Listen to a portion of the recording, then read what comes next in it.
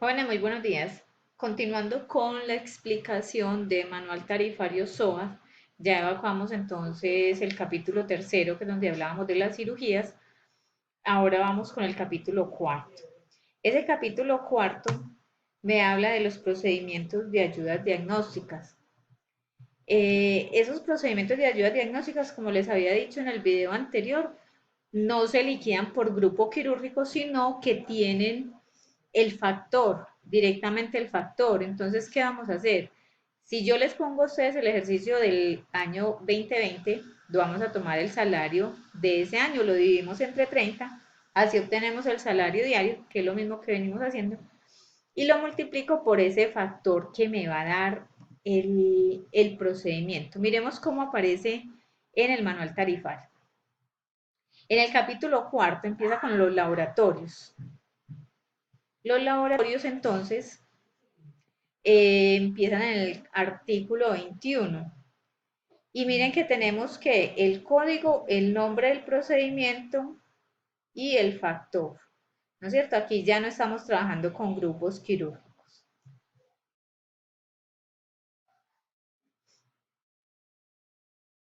Esos grupos quirúrgicos entonces eran únicamente para las cirugías. Entonces, ¿qué necesitamos hacer? Tomamos el factor, lo multiplicamos por el salario diario dependiendo del año que estemos trabajando y ya obtenemos el valor del servicio. Es un procedimiento, como les decía, un poco más sencillo que el que hacíamos con las cirugías. Tomemos, por ejemplo, este colesterol HDL. Ese colesterol, el factor que tiene es 0.84. Si yo les digo que vamos a trabajar con la tarifa del 2020, el valor del salario diario serían 29,260. Entonces multiplicamos 0.84 por 29,260. Eso me va a dar 24.578.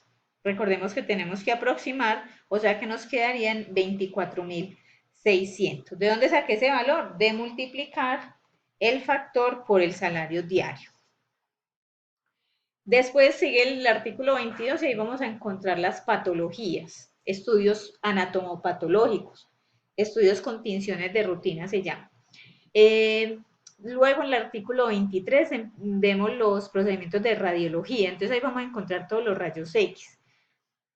Con esto tenemos que tener un especial cuidado porque en los parágrafos de ese manual tarifario vamos a encontrar ciertas especificaciones. Especificaciones como cuáles, como que por ejemplo no le vamos a cobrar el 25% de un procedimiento cuando no tengamos la lectura. A ver, cuando se hace un rayos X, sabemos que a nosotros nos entregan la fotico, pues el rayos X como tal, y una lectura, una hojita donde el médico describe qué es lo que ve en ese rayos X. Si por alguna circunstancia el médico no adjunta esa lectura, nosotros al momento de facturar le tenemos que descontar el 25% a ese valor del examen porque no nos lo va a pagar. La EPS a la cual nosotros le entreguemos esa factura, ella lo primero que va a hacer es revisar, usted dice que me está cobrando un rayos X, muéstreme la lectura. Si no le mostramos la lectura, nos van a descontar el 25%. También habla de unos medios de contraste. Esos medios de contraste que son cuando, por ejemplo, a una persona le van a hacer una gamografía ósea o determinados exámenes de radiología, le tienen que inyectar un medicamento que lo que hace es que al momento de tomar el rayos X sea más visible. Uno comúnmente lo relaciona como con una especie de tinta. Entonces la sangre o las venas, las arterias se van a ver de colores diferentes y al médico se le va a hacer mucho más fácil ver que, por ejemplo, hay un taponamiento o que hay un aneurisma, que hay algún nódulo. Se le hace mucho más fácil con este contraste. Entonces algunos médicos lo ordenan de esa forma. El banco de sangre.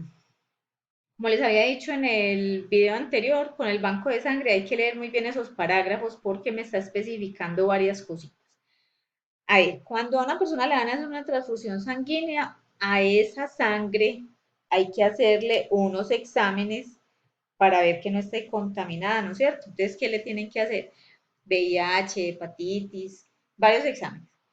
Esos exámenes se llaman pruebas cruzadas mayores. Esas pruebas cruzadas a veces están incluidas, a veces no. Entonces hay que leer muy bien cuáles están incluidas. Los exámenes, por ejemplo, que se practiquen en esa unidad de sangre antes de la transfusión están incluidos en el procesamiento. O sea que ese examen de laboratorio yo no lo voy a cobrar aparte. Listo, ¿qué voy a cobrar? La aplicación. Si a una persona le ponen una sangre, plaquetas, glóbulos, yo tengo que cobrar, aparte de la bolsa de sangre como tal, tengo que cobrar la aplicación de esos hemoderivados. Hemoderivados es todo lo que les acabo de mencionar de la sangre.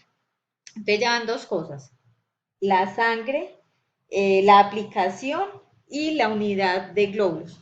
La sangre como tal no tiene valor, o sea, no se le da un valor a la sangre. Es a todo el procesamiento que se tiene que hacer para poder aplicarla a otra persona. Pero la sangre como tal no se vende ni se compra, eso no tiene precio. La bolsa recolectora que se utiliza también está incluida en la tarifa del procesamiento, o sea que no la vamos a cobrar aparte. Dice, el equipo para la administración de sangre, así como los elementos que se requieren en la práctica de la féresis, se reconocerán hasta por el valor comercial. El equipo, la llave que se utiliza, entonces, sí se va a cobrar. Esa sí se va a cobrar aparte. Les voy a anexar entonces un taller de estos procedimientos de ayudas diagnósticas para que lo realicemos en clase. Si tienen alguna duda, me contactan por favor en el foro de asistencia.